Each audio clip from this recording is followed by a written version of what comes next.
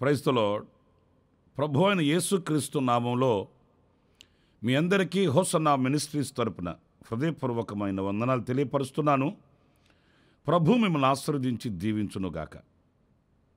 ఇప్పుడు పరిశుద్ధ గ్రంథంలో యెహెజ్కేలు గ్రంథం 2వ అధ్యాయం మొదటి వాక్యాన్ని నేను చదువుతున్నాను, ఆలకించండి. నరపుత్రుడా, నీవు చక్కగా నిలువబడుము, నేను నీతో మాటలాడవలెను. ప్రియులారా, చూడండి, వాక్య భాగంలో ప్రభువు మాట్లాడాలి అని ఆశిస్తున్నాడు. దానికి ఏమని ఆదేశిస్తున్నాడు? నీవు చక్కగా నిలువబడుము. అంటే ఆయన మనతో మాట్లాడాలంటే మనం చక్కగా నిలబడినటువంటి అనుభవంలోనికి రావాలి. చక్కగా నిలబడడం అంటే ఏదో లేచి నిల్చోవడం అని కాదండి. మనము అన్ని విషయాలలో ఒక స్థిరత్వాన్ని కలిగిన వారమై ఉండాలి. ఈ స్థిరత్వాన్ని ఎప్పుడైతే మనం కలిగిన వారమై ఉంటామో ప్రభు మనతో మాట్లాడడానికి ఇష్టపడతాడు అనేది ఈ వాక్యంలో మనం గమనించాలి. కొందరికి ఈ స్థిరత్వం లేనందువలన దేవుని ఆలోచనను వాళ్ళు పొందుకోలేరండి. దేవుని యొక్క ప్రణాళికను తెలుసుకోలేరండి. దేవుని చిత్తాన్ని గ్రహించలేరండి. ఎందుకంటే కనిపెట్టి నిలిచి ఉండడం, వేచి ప్రభు యొక్క ఆలోచనను తెలుసుకోవడం వాళ్ళకి లేదు గనుక ఒక్క విషయమై 10 మందిని ఆలోచన అడుగుతారు. ఆ 10 మందిలో వాళ్ళకి నచ్చి మెచ్చిన వాళ్ళ ఆలోచన తీసుకుంటారు. కానీ ఈ విషయంలో దేవుని సంకల్పం ఎలా ఉంది, ప్రభు ఏమని సెలవిస్తున్నాడు? మన పితరుల చరిత్రలో మనం వెళితే చాలా పర్యాయములు వాళ్ళు ప్రభు దగ్గరికి వెళ్ళి నీ సెలవైతే అనే మాటని దేవుని అడిగినట్లు మనం లేఖనాల్లో మనం చదువుతామండి. దావీదు కానివ్వండి, యెఫ్తా కానివ్వండి, సమూయేలు కానివ్వండి, ఇలా చాలామంది దైవజనుల యొక్క జీవిత అనుభవాలలో మనం గమనించినప్పుడు నీ సెలవైతే, నీ చిత్తమైతే ఇలా ఎందుకు అడిగారు అనంటే వాళ్ళు ఆయన ఆలోచన మీద ఆధారపడ్డారు గనుక, ఆయన తలంపుల మీద ఆధారపడ్డారు గనుక, ఆయన చిత్తాన్ని తెలుసుకోవాలని ఆశించారు గనుక ఆయన ఆలోచనను అడిగారండి. కొంతమంది అలా కాదు. వాళ్ళ మనసుకు తోచినట్లు అటు ఇటు పరుగులు తీస్తూ ఏ సహాయం ఎక్కడి నుంచి వస్తుందోనని దిక్కులు చూస్తూ పరుగులు తీస్తూ ఉన్నందువలన దేవుని ఆలోచన, దేవుని సంకల్పం దూరం అయిపోతుందని చెప్పడంలో ఎలాంటి సందేహం ఏమీ కూడా లేదండి. ఇక్కడ అందుకే నేను నీతో మాట్లాడాలనుకుంటున్నాను. నువ్వు సరిగా నిలబడు, నీ మనసును కుదుటిపాటు చేసుకో, నీ మనసును స్థిరపరచుకో. నా ప్రియ సహోదరులారా, ఈ రోజున అలా మనం నిలబడగలిగితే ఇక్కడ ఇంకొక సందేహం కూడా వస్తుంది. ఎక్కడ నిలబడాలి? ఆధ్యాత్మికమైన కొన్ని విలువలు మనం బైబిల్లో చూసినప్పుడు లూకాసు వార్తలో చక్కటి మాట మనకు కనబడుతుందండి. 21వ అధ్యాయం 36వ వాక్యం నేను చదువుతున్నాను. మీరు జరగబోవు వీటి నెలను తప్పించుకొని మనుష్య కుమారుని ఎదుట నిలవబడుటకు శక్తి గలవారగునట్లు. ఇక్కడ మనం గమనించవలసింది, మనం దేవుని ఎదుట నిలబడాలట. నేను చెప్పాను కదండి, మనకు ఏదైనా ఒక ఆలోచన కావాలి, విడుదల కావాలి, విజయం కావాలి, బలము కావాలి, అభిషేకం కావాలి, ఏదైనప్పటికీ మనం ఆయన ఎదుట నిలబడాలి. మన కొదువులు ఆయనతో చెప్పుకోవాలి, మన అక్కర్లు ఆయనతో వివరించుకోవాలి. ఇంకొక విధంగా మాట్లాడాలంటే ఆయన ఎదుట నిలిచే శక్తి గలవారం కావాలి. ఈ శక్తిని మనం పొందుకొని ఆయన ఎదుట మనం చక్కగా నిలబడాలండి. ప్రియులారా, ఈ రోజున ధారాళంగా ప్రభు దగ్గరికి వెళ్ళి ఆయన ఎదుట నిలిచే శక్తి, ధైర్యం, సాహసం ఈరోజు మనకున్నదా? ఆయన ఎదుట మనం నిలబడగలమా? ఎవరైనా ఒక అధికారులు వచ్చినప్పుడు వాళ్ళ ఎదుట మనం నిలబడాలంటే మనకు ఎంత గుండెదడో. ఒక సేవకుని ఎదుటకు రావాలంటే, ఒక సేవకునితో మాట్లాడాలంటే కొంతమందికి ఎంత భయమో. ఎందుకంటే వాళ్ళ మనసాక్షి వాళ్ళని నేరారోపణ చేస్తుంటుంది. మరి ఒక సేవకుని ఎదుటే నిలబడలేకపోతే దేవుని ఎదుట నిలిచి ఎలా మాట్లాడగలవు? దేవుని ఎదుట నిలబడలేని వానితో ఆయన ఎలా మాట్లాడుతాడు? ఎలా ఆయన సంకల్పాన్ని తెలియపరుస్తాడు? ఎలా ఆయన ఉద్దేశాలను ప్రత్యక్షపరుస్తాడు? ఇవన్నీ మనం ఆలోచించవలసిన విషయాలండి.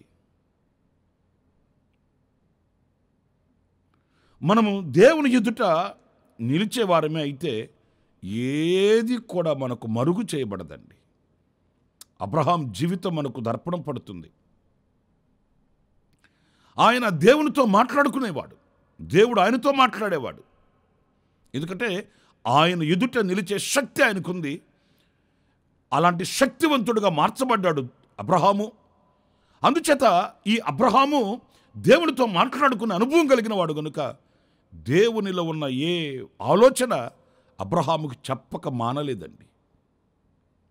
దేవుడు చేసే ఏ నిర్ణయం కూడా అబ్రహాముకి ఆయన చెప్పక మానలేదు, దాచలేదు అని వాక్యం చెప్తుంది. మరి దేవుని నిత్య సంకల్పాన్ని మనం తెలుసుకోవాలనుకుంటే ఆయన ఎదుట నిలిచే శక్తి గలవారం మనం కావాలి. ఆయన ఎదుట నిలుచుటకు సిద్ధపడాలి. ఆయన ఎదుట సరిగా మనం నిలబడి ఆయన మాటలు, ఆయన యొక్క వాక్యం లేక ఆయన సంకల్పాన్ని మనం తెలుసుకునే విశ్వాస వీరులం కావాలి. మరొక మాట కూడా నేను మీతో చెప్తాను. అదేంటంటే యెహెజ్కేలు గ్రంథం 22వ అధ్యాయం 30వ వాక్యంలో మనం గమనించినప్పుడు, నేను దేశమును పాడు చేయకుండానట్లు ప్రాకారమును దిట్టపరచుటకును బద్దలైన సందులలో నిలుచుటకును తగిన వాడెవడని నేను ఎంత విచారించినను ఒక్కడైనను కనబడలేదు. కాస్త బాధాకరమైన విషయం అండి.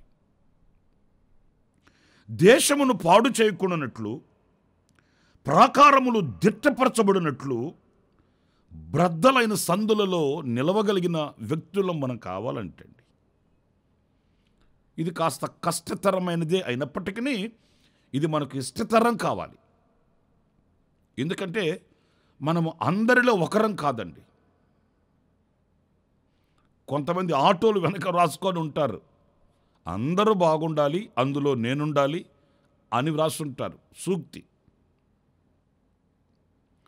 అందరూ బాగుండాలి అందులో నేనుండాలి కాదు, అందరూ బాగుండేటట్లు ప్రయాసపడే వారిలో నేనుండాలి అంటే ఎంత బాగుండే మాట.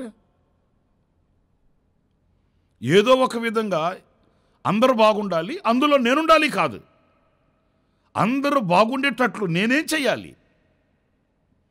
దేశం ఆశీర్వాదకరంగా, ప్రజలు సుభిక్షతో సంతోష సమాధానములతో ఉండేటట్లు. అలాగే ఒక కుటుంబ విషయానికి వస్తే నా కుటుంబము నేను సంతోషంగా సమాధానంగా ఆశీర్వాదకరంగా ఉండడానికి నేనేం చేయాలి? దేవుని వాక్యం అంటుంది, ఆ బ్రద్దలైన సందులలో నిలవగలిగిన వ్యక్తిగా నీవు నిలవాలి. కొందరు సంతోషాలలో సుఖాలలో లేక ఐశ్వర్యంలో తుళ్ళతోగాలని కోరుకుంటారు, అందులో ఉండాలి అందులో నిలవాలని కోరుకుంటారు. బ్రద్దలైన సందులలో ఎవరు నిలబడతారు అంటే అవసరమైన చోట ఏ విషయంలో కుటుంబం కుప్పకూలిపోతుందో, ఏ విషయంలో లోకస్తులు అల్లాడిపోతున్నారో, ఏ విషయంలో దేశం కరువు కాటకాలలో నశించిపోతుందో ఆ విషయంలో అడ్డుగా నిలిచి, ఆ విషయంలో ఆ బ్రద్దలైనటువంటి అనుభవాలలో మరి నిలిచిన శక్తి కలిగిన వారుగా ఉండి దేశాన్ని, పట్టణాన్ని, కుటుంబాన్ని కాపాడుకోగలిగిన వ్యక్తులు ఎవరు? ఆ వ్యక్తులము మనం కావాలి. నాకెందుకు వచ్చిన గొడవ, నాకెందుకు వచ్చిన శ్రమ, నాకెందుకు వచ్చిన ఇబ్బంది అని తప్పించుకుని తిరిగే వాళ్ళు చాలామంది ఉంటారండి. కానీ నేనున్నాను ప్రభువా అని నిలిచే ఆ వ్యక్తిత్వం మనకు కావాలండి. ఆ బ్రద్దలైన సందులలో మనం నిలిచి లోకం పాపభూయిష్టమైపోయింది, లోక ప్రజలు నిత్య నాశనానికి నరకాగ్నికి దిగజారిపోతున్నారు అన్నప్పుడు మన ప్రభు అయిన యేసుక్రీస్తు సింహాసనమును విడిచి ఆ బ్రద్దలైన సందుల్లోనికి వచ్చాడండి. ఆయనకున్న మహిమను విడిచి సిలువకు దిగి వచ్చాడండి. ఆ బ్రద్దలైన సందులలో నిలిచి లోకానికిని దేవునికిని ఒక సంధిని ఏర్పరిచి సమాధానకర్తగా ఆయన ప్రత్యక్షమయ్యాడు. మనం కూడా ఏదైనా ఒక కీడు వస్తుంది అన్నప్పుడు ఆ కీడు రాకుండా ఆ బ్రద్దలైన సందులలో మనం నిలబడాలండి. ఇశ్రాయేలీల మధ్యకు తెగులు వస్తుంది, ప్రజలకును దేవునికిని మధ్య ధూపార్తిని చేతబట్టి అహరోను ఆ మధ్య నిలబడ్డాడు. ఆయన ధూపార్తిని చేతబట్టి మధ్య నిలిచినందువలన తెగులు ఆగిపోయింది. ధూపార్తి అంటే ప్రార్థన. తన వంతు తను శక్తి వంచన లేకుండా ఈ సమయంలో నేనేం చేయాలి, నా ప్రజలు నశించిపోతున్నారు, నా బిడ్డలు నశించిపోతున్నారు, నా కుటుంబం విచ్ఛిన్నమైపోతుంది, ఇప్పుడు నేనేం చేయాలి? ధూపార్తిని చేతపట్టి ఆ బద్దలైన సందులలో సాతాను ఆలోచన నా కుటుంబంలోనికి రాకుండా, ఏ కీడు నా దేశంలోనికి రాకుండా ఆ బ్రద్దలైన ఆ చోట నేను అడ్డుగా నిలబడాలి. నా ద్వారా ఆ తెగులు ఆగిపోవాలి, నా ద్వారా ఆ నాశనం ఆగిపోవాలి, ఆ కీడు అంతరించిపోవాలి అని ఆ చోట మనం నిలవాలి. ఈరోజున లోకంలో ఎంతోమంది నశించిపోతున్నారు కదా, ఎన్నో కుటుంబాలు పాడైపోతున్నాయి కదా, మన కనులు ఎదుట కనబడుతూనే ఉన్నారు కదా. ప్రియులారా, దానికి మన కర్తవ్యం ఏంటంటే ఆ చోట ప్రజలు అనుభవించే ఆ కీడు, ఆ నాశనం వాళ్ళ కుటుంబాల్లోనికి వెళ్ళే ఆ బ్రద్దలైన చోట బాధ్యతగా మనం నిలబడాలి.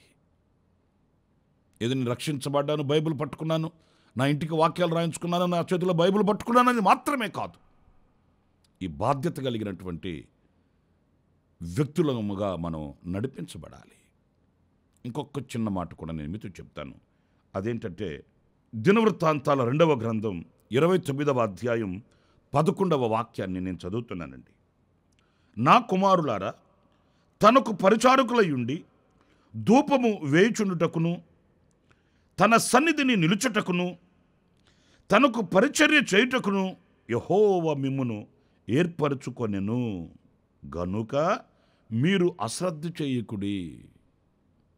ఇక్కడ ఆయన సన్నిధిలో మనం నిలవాలట. చాలా అమూల్యమైన మాట అండి.